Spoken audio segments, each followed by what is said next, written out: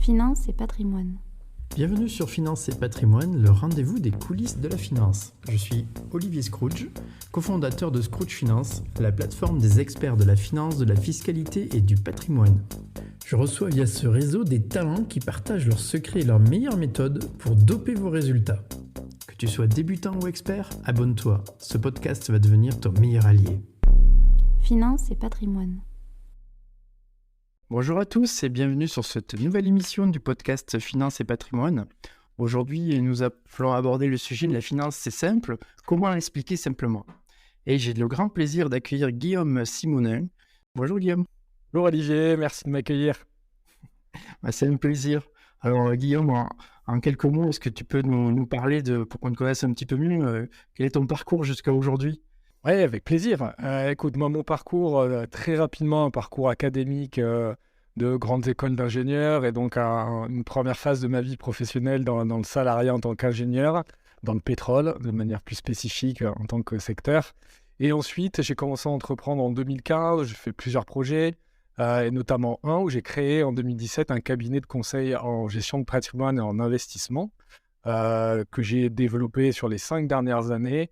Et qui progressivement m'a fait prendre conscience que j'avais envie de faire autre chose parce que je me suis fait rattraper un peu par mes convictions. J'étais sur un modèle purement qu'on appelle non indépendant, c'est-à-dire que je me rémunérais sur les rétrocessions des différents partenaires. Et j'ai décidé petit à petit de céder ce cabinet pour me recentrer plus sur la pédagogie, la formation et d'accompagner chacun à faire des choix éclairés sur ses finances. J'ai donc cédé mon cabinet. Et aujourd'hui, je me concentre sur Regionise, qui est aujourd'hui un média, demain une communauté de citoyens financièrement éclairés pour reprendre le pouvoir sur son argent et faire des choix éclairés concernant ses finances. Oui, ton leitmotiv, c'est un petit peu chacun peut devenir son propre conseiller financier. Alors du coup, est-ce que c'est ça qui t'anime ? Est-ce que c'est ça qui te donne ton énergie et ton moteur ? Ouais, ce qui m'anime plus particulièrement, c'est vraiment combattre l'ignorance financière. C'est de se dire qu'aujourd'hui, la finance est quand même extrêmement accessible d'un point de vue produit, d'un point de vue solution. Il est possible en quelques clics d'ouvrir un contrat d'assurance vie, en quelques clics d'investir sur les marchés financiers, maintenant en quelques clics d'investir clé en main dans l'immobilier également. Mais pour passer à l'action et pour aller directement auprès de ces acteurs et dans ces solutions, nécessairement il y a besoin de connaissances. Il y a besoin de s'éclairer sur des sujets, il y a besoin de comprendre ce qu'on fait. Et en France, c'est vrai que l'éducation financière est quand même un vrai sujet. C'est des choses qu'on n'apprend pas à l'école. Et j'essaie, moi, de faire mon humble contribution à ça avec une approche pédagogique, illustrée, colorée de la finance pour donner envie à chacun de tacler ce sujet-là. D'accord. Tu cites que le niveau d'éducation en France, il est sur la finance et le patrimoine, il n'est pas très très bon. Est-ce que tu peux nous en brosser un petit état des lieux du grand public en 2023, on en est où peut-être par rapport à d'autres pays ? Ouais, il y a alors, j'ai pas nécessairement tous les chiffres en tête, mais il y en a un que je suis régulièrement et que je cite régulièrement. C'est chaque année, il y a la Banque de France qui fait une petite étude sur le niveau de connaissance financière des Français, enfin en posant la question aux Français. Et en 2021, parce que celle de 2022 n'est pas sortie, mais en 2021, il y avait 69% des Français. Donc, près de 7 Français sur 10 qui estiment avoir des connaissances faibles ou moyennes en matière de finance. Donc, ça dresse déjà un premier portrait de cette éducation financière en France et de la nécessité de tacler ce sujet-là, particulièrement dans le contexte économique qu'on vit aujourd'hui. On peut se poser la question de manière légitime d'ailleurs, c'est quoi l'inflation, d'où elle vient ? Et dès qu'on commence à se poser ces questions, parce qu'elles nous concernent au jour le jour, on se pose des questions plus globales sur l'économie, la finance, et puis après l'investissement qui est souvent la porte d'entrée, mais plus globalement sur le fonctionnement du monde financier. D'accord. Et selon toi, comment on pourrait améliorer et rendre plus accessible l'éducation financière en France ? Quelles seraient tes recommandations ? Mes recommandations, je ne sais pas si c'est des recommandations ou plutôt, moi je peux expliquer ce que je fais, comment je vois les choses, mais je pense que c'est à ceux qui savent, qui aujourd'hui sont éclairés de tenter d'autres approches, peut-être de ne pas se cacher derrière un jargon financier ou se cacher derrière une expertise pour rendre tout simplement ça un peu plus accessible. Parce qu'en soi, la finance, je suis convaincu que ça peut être expliqué de manière simple. Sauf que maintenant, c'est large, c'est profond et en même temps extrêmement accessible. La connaissance financière, à chaque fois qu'il suffit de taper une requête sur Google, on va trouver l'information. Le problème, c'est qu'elle est abondante et parfois pas très digeste. Ça donne pas envie de lire des articles qui font 4000 mots pour comprendre un concept, un sujet. Et je pense qu'il manque une vraie vue d'ensemble. Pour moi, il manque vraiment les bases, en fait. C'est en termes d'éducation financière, c'est pas nécessairement tout savoir sur la finance, mais c'est quand même avoir des bases sur le fonctionnement de l'argent, le fonctionnement de ses finances, le fonctionnement d'un investissement, à quoi ça sert, et peut-être aussi remettre du sens dans tout ça, et que c'est pas nécessairement juste une corvée de devoir s'occuper de ça, mais que c'est un outil au service des projets de chacun, et puis même au service des grands enjeux de notre siècle. D'accord. Est-ce que tu penses que il y a un âge pour commencer à instruire les Français ou on pense évidemment à l'éducation, on pense à l'école, scolarité, mais c'est souvent plus tard qu'on en a besoin de ces éléments-là. Est-ce que tu penses qu'il y a un âge où il faudrait commencer ou ça s'adresse qu'à des adultes? Non, je pense pas que ça s'adresse qu'à des adultes. L'argent, ouais, c'est une énergie. Dès le plus jeune âge, on y est confronté à cette notion d'argent. Donc, je pense que dès le plus jeune âge, on pourrait parler de. Il y a déjà une éducation apportée par rapport à ça.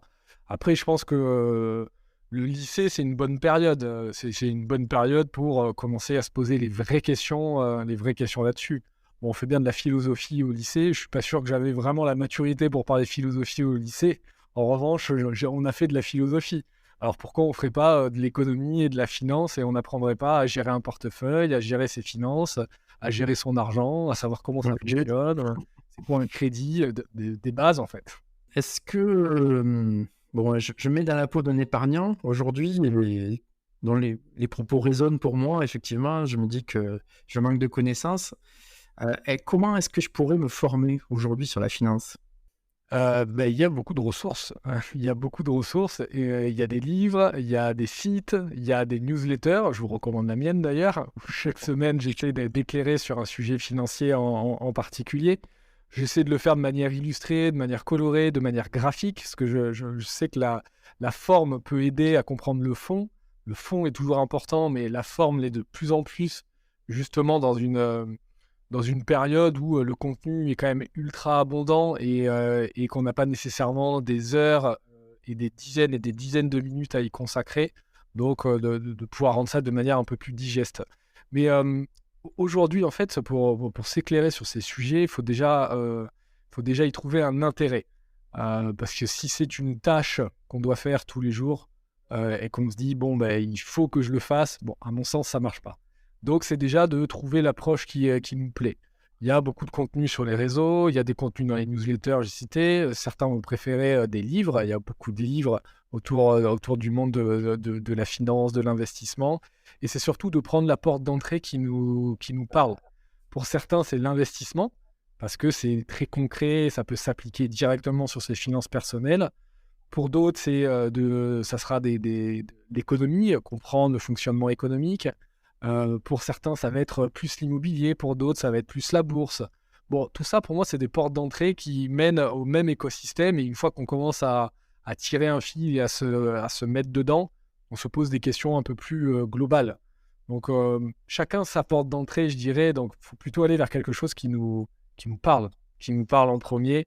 Et après, je peux citer, moi, un site que je cite régulièrement, que je trouve vraiment super bien fait et qui décrypte pas mal les bases et de manière très concrète. C'est Avenue des investisseurs. Je ne sais pas si tu l'as déjà reçu. Il s'appelle Nicolas. Voilà, c'est un blog qui est assez sympa pour démarrer dans la gestion de ses finances, comprendre les investissements, aller à l'essentiel et pour commencer à se poser les bonnes questions. Merci pour toutes ces précisions. Alors donc, on essaye évidemment sûrement mieux de devenir son propre conseiller financier et c'est une bonne chose d'être un investisseur éclairé. Mais est-ce qu'il y a des limites en termes de taille de patrimoine ou bien en termes de complexité dans cette approche-là très personnelle? Je sais que les professionnels de la finance du patrimoine s'appuient beaucoup sur des logiciels très complexes. Je citerai Capital Explorer d'AMC ou Big Expert d'Harvest qui prennent en compte toute cette complexité. Est-ce que nous, en tant qu'individu, en tant qu'épargnant, on peut appréhender tout cela et jusqu'où on peut aller en fait? Déjà, je vais préciser derrière le terme devenir son propre conseiller financier, parce que je mets aussi un peu d'eau dans mon vin au fur et à mesure que j'avance sur tous ces sujets. Parce que j'organise aujourd'hui un bootcamp où j'accompagne des gens à s'éclairer sur leurs finances, à reprendre en main leurs investissements, leur argent. Et en fait, je me rends compte que la finance, c'est large, c'est profond et il y a différents niveaux en fait. Clairement, quelqu'un qui démarre dans sa vie professionnelle, qui démarre dans la constitution de son patrimoine, qui démarre dans la gestion de ses finances, va pas avoir les mêmes besoins que quelqu'un qui a 50 ans, qui a déjà une belle surface financière, qui a peut-être d'autres problématiques, qui a des enfants, qui a un sujet de sécurisation de sa famille. Bon, donc en fait, c'est à mon sens évolutif. Derrière ce terme de devenir son propre conseiller, pour moi, c'est l'image de reprendre le pouvoir sur son argent et reprendre le lead. C'est-à-dire, c'est pas parce qu'on a besoin d'un skipper pour faire la traversée en Atlantique que c'est pas nous qui devons donner la direction et donner le cap. Donc derrière cette image de devenir son propre conseiller, c'est plus reprendre la responsabilité de son argent et faire des choix de manière consciente et éclairée.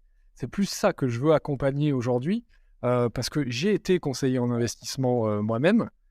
J'ai été, comme je te le disais, dans un modèle qui est un modèle non indépendant, et j'estimais qu'il existait un biais, en fait, un biais dans la manière d'accompagner, où au final, je ne me rémunérais que lorsque je mettais en place des solutions. Donc, je faisais le travail et le travail d'accompagnement et de conseil de la manière la plus éthique possible, mais je ne peux pas nier qu'il existait quand même quelque chose. Il existait un biais qui pouvait traduire un désalignement d'intérêts. Donc aujourd'hui, ma vraie volonté, c'est de permettre à chaque individu là, de comprendre la vue d'ensemble de ce que c'est la finance, de ce monde de la finance, pour pouvoir faire les bons choix.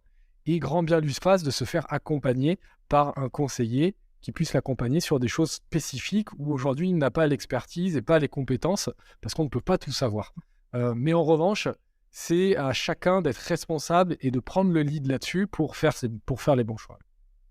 Ouais, mais ce que tu viens d'expliquer résonne beaucoup chez moi.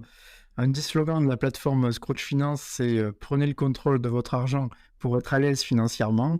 Donc en fait, c'est exactement ce que tu mets en avant et qui me paraît indispensable que le grand public aille vers.